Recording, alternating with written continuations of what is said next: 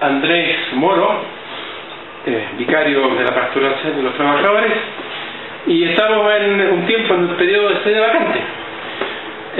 Pero quería preguntarte, Andrés, tu visión de lo que fue el pontificado de Benedicto XVI. Yo diría que primero que todo estamos en un tiempo de sede vacante y de una situación histórica novedosa, pero no única ni irrepetible. Ha habido a lo largo de la historia del pontificado, desde Pedro para adelante, varios papas que en algún momento han renunciado. Lo curioso, podríamos decir, es que esto no ocurría desde hace varios siglos. Por lo tanto, el recuerdo es un recuerdo histórico de los libros de historia de hace más de 6 siglos. Por lo tanto, es algo que es novedoso para todos, porque claramente ninguno de nosotros ha vivido 6 siglos atrás. Y esa novedad también va acompañada de la forma en que el Papa también lo hizo. Ha habido renuncias bastante más dramáticas, como nos cuenta la historia de la Iglesia, de algunos de los papas. En cambio, aquí fue una forma muy respetuosa, muy propia de él. Es decir, dentro de un mensaje a los cardenales que estaban en una plenaria cardenal en Roma, aprobando 3 milagros para 3 canonizaciones, al final del discurso del Santo Padre, él invita en latín y da las razones. Y por otro lado, ha sido tan claro en explicar por qué renuncia, que claramente eso también ha hecho que muchas veces distintos medios de comunicación y muchas personas en el mundo buscan debajo del agua lo que no hay. Benedicto XVI lo dijo y lo volvió a reiterar ahora varias veces en estos últimos días antes de renunciar, y también lo ha dicho sobre todo también Sebald, que fue el gran biógrafo de él, que lo ha entrevistado un par de veces, que tiene mucho que ver con el cansancio físico, que hace que disminuyan sus capacidades o que estas capacidades van a ir disminuyendo cada vez más. No estamos hablando de un papa agotado, agobiado, estresado, deprimido. Estamos hablando de alguien con mucha lucidez, se da cuenta que a los 86 años cada vez avanza más en forma paulatina, pero no en tiempo rápida, esta degeneración que tenemos todos los seres humanos. Y por eso él considera de que es importante a esta altura poder dar un paso al lado. Como bien dijo en su última audiencia general, es un para siempre el pontificado. Él ahora va a vivir una forma distinta lo que hace casi 8 años atrás, el 19 de abril del 2005, había declarado. Entonces creo que en ese sentido estamos viendo un tiempo que es muy interesante, porque nos muestra también a alguien que, mirando con lucidez el bien de la Iglesia, no busca su propio bien. Uno podría decir, el Santo Padre, si hubiera querido seguir, el mejor lugar para, entre comillas, que le hubieran cuidado, acogido, atendido, hubiera seguido siendo pontífice. En cambio, él dice, no, el pontificado no soy yo, sino que el pontificado es un servicio que tengo que hacer para el resto. Y por eso es importante que este servicio necesita de las personas que están a cargo de él, como todos mis sucesores anteriores, el mejor momento. Y también el desafío de una iglesia que camina en tiempos desafiantes, duros. El mismo Santo Padre dijo en su última audiencia también que hubo momentos muy hermosos en su pontificado y también momentos muy duros, y que hoy necesita quizá una conducción también novedosa. Ojalá que todos lo hayan entendido así, porque obviamente, si tú te recuerdas, una de las primeras reacciones también del secretario del anterior Papa, Juan Pablo II, se bajó de la cruz, se puede bajar de la cruz. Bueno, y por eso yo creo que está más bien dado también lo que dijo el cardenal de Cracovia, porque Juan Pablo II no es comparar con Benedicto XVI, en el sentido que cada uno de ellos hizo un discernimiento, y Juan Pablo II, con su fidelidad hasta el final, estando al pie del cañón, podríamos decir, hasta la muerte, claramente quería mostrar el valor de la vida en sí misma, en una sociedad donde cada vez más la vida, antes de nacer, y la vida también al terminar el proceso vital de la vida, son cuestionados, son manipulados. Juan Pablo XVI quería mostrar con claridad el valor de la vida por sí mismo. Benedicto XVI también muestra el valor de la vida, pero el valor de la vida que hay que saber decir hasta cuándo se puede llegar en ciertas responsabilidades que no quita la responsabilidad de la persona. Creo que hoy vivimos una sociedad donde prácticamente cada uno es el centro, y Benedicto XVI nos muestra con esta renuncia de que el centro no es él, sino que el centro es Dios y Dios en la Iglesia. ¿Qué cosa destacarías tú de Benedicto XVI? Yo destacaría sobre todo su profunda raíz teológica, y esa raíz teológica que viene de un profundo amor a Cristo. Desde la primera encíclica del Papa ha quedado marcado de que ser cristiano no por un conocimiento, que en el caso de un teólogo obviamente es muy grande, sino por un profundo encuentro personal con Cristo. Y creo que el Santo Padre, como Benedicto XVI, nos ha mostrado una parte de un rostro que siempre ha tenido, pero que estaba quizá más oscurecido para la gente común y corriente cuando era cardenal Ratzinger, que aparecía más como un cancerbero, un hombre de la fidelidad, un hombre alemán, con cierta mirada más osca, más dura. Y este Papa nos ha mostrado el profundo amor a Jesucristo, el profundo amor que Cristo le tiene a él, y también como invita a los demás también a vivir ese amor. Pero ese amor a Cristo es un amor basado en un profundo sentido también teológico. Lo segundo también es un hombre de una profunda escuela de diálogo. Dialogó con Hans Küng, teólogo excomulgado por Juan Pablo II, compañero de él en la universidad en Alemania. Pero crítico de él. Crítico de él, que conversó inmediatamente. Por otro lado, sus libros, Jesús de Nazaret, los firma como Ratzinger y clarifica en cada una de las primeras páginas que está hablando como un teólogo, no como la autoridad del pontífice.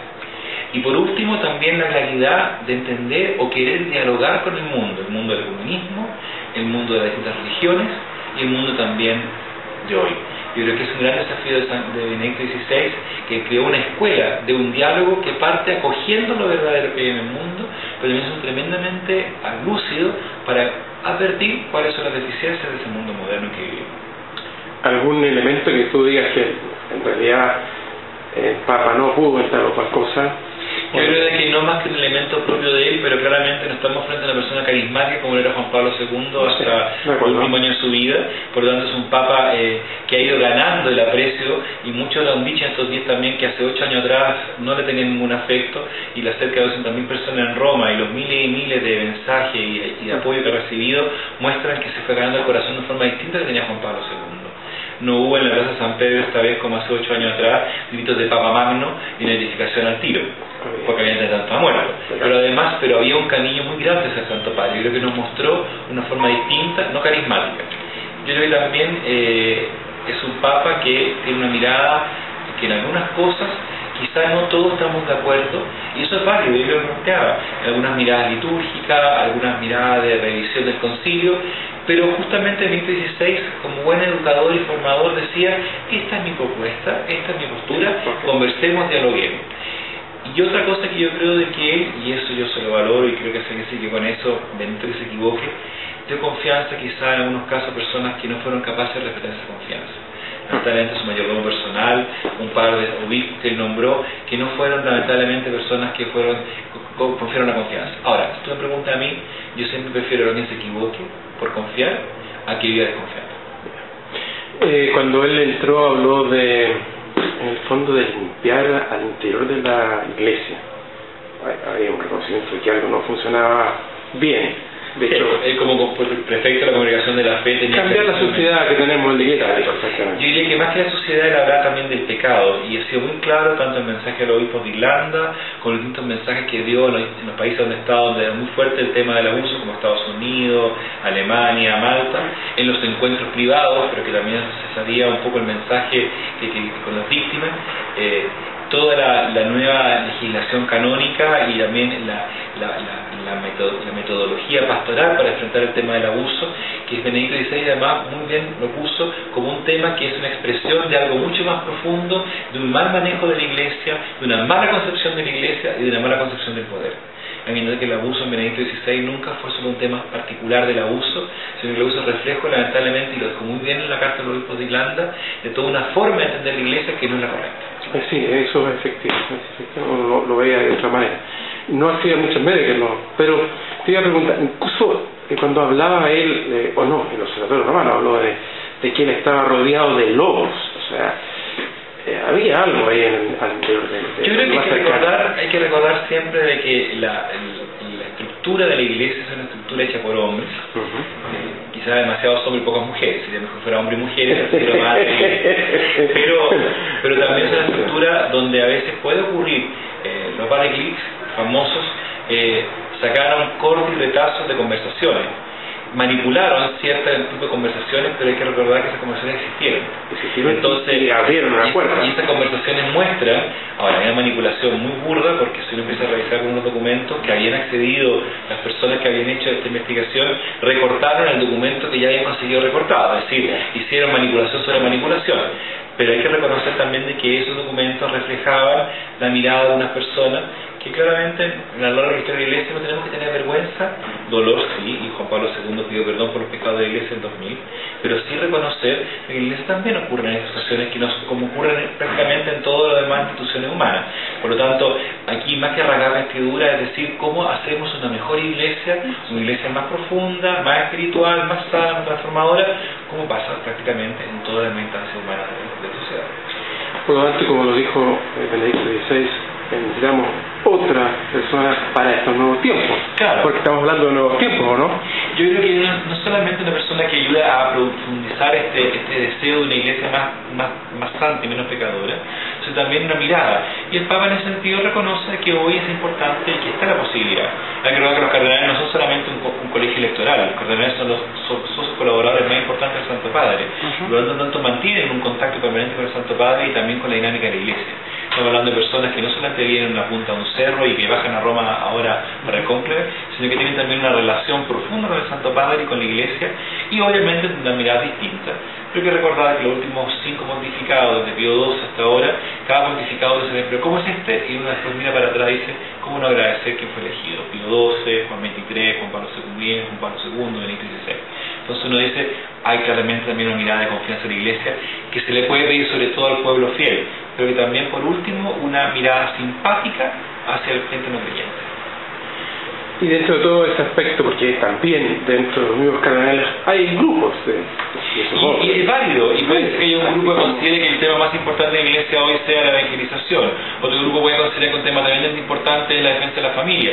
No un tema excluye a otros. Y por eso es importante, y justo viene el tiempo de las congregaciones del cónclave, en que todos los cardenales se reúnen a conversar de distintos temas. Es decir, el cónclave es convocado en tal día, y ese día parte del cónclave, pero antes del cónclave hay un par de días de congregaciones generales, en donde los distintos cardenales pueden presentar sus inquietudes, y es como una mirada de todo en conjunto. Y después viene el cónclave en donde se vota. En el cónclave no hay ya grupos ni conversaciones, sino que se vota. Inclusive está mandado así, están bajo secreto pontificio, es decir, si uno de los cardenales empieza a comentar cuál fue su voto, quién cree que puede ser y todas las cosas, eso es materia de comunión directa. No se puede tuitear ni siquiera bloquear. Nada, y además están bloqueadas todas las señales electrónicas para que no haya ninguna tentación. Ah, ok. Y dentro de lo que se ve, porque ahora hay muchas apuestas, entre comillas así, de posibles. Hay que recordar el antiguo dicho del cónclave que el que entra papa a un cónclave sale cardenal. Y por lo tanto no es así tan... Pero no tanto así con Ratzinger, porque era como... Con Ratzinger era posible, pero era uno de los 8-12. Acordémonos que también en ese tiempo Cardenal Ratzinger también apareció como un candidato. Y tenía muchas posibilidades, entre comillas, que ahora que han pasado 8 años, tenía 72 años, no 80, 79, tenía 61. Pero ahora yo creo de que el tema es que cada vez es verdad una iglesia mucho más diversa. La iglesia de los cardenales, hay que recordar que este grupo cardenalicio que puede votar fueron todos nombrados por Juan Pablo II la mitad y la otra mitad por Benedicto XVI. Por lo tanto son cardenales bastante jóvenes. Los últimos 8 años, la mitad del 50% de los cardenales. Más joven tiene 55. Ah, el filipino. Pero por otro lado también es una iglesia mucho más universal. Y todavía sigue siendo un grupo grande los cardenales italianos, pero claro, prácticamente es una iglesia ya no europocéntrica, sino que es una iglesia mucho más diversa. Entonces, que pueda salir un papa que no fuera europeo, es posible. Ya no salió un papa italiano, hace 2 veces ya.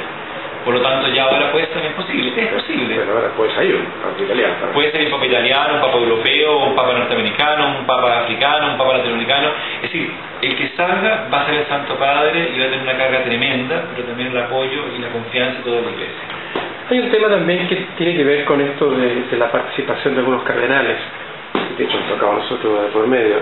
Pero es la situación que a muchos laicos, diríamos, gente que fue abusada, decide que no deberían participar en el concilio aquellos que en el fondo protegieron sus letras. Lo que pasa es que yo creo que aquí hay que diferenciar una cosa de un juicio ya elaborado donde se corroboró las acusaciones y se infringen las penas que corresponden, ya sea a nivel civil o a nivel canónico, y lo otro es un juicio que está todavía en marcha, o ojo, también las conclusiones que no probaron.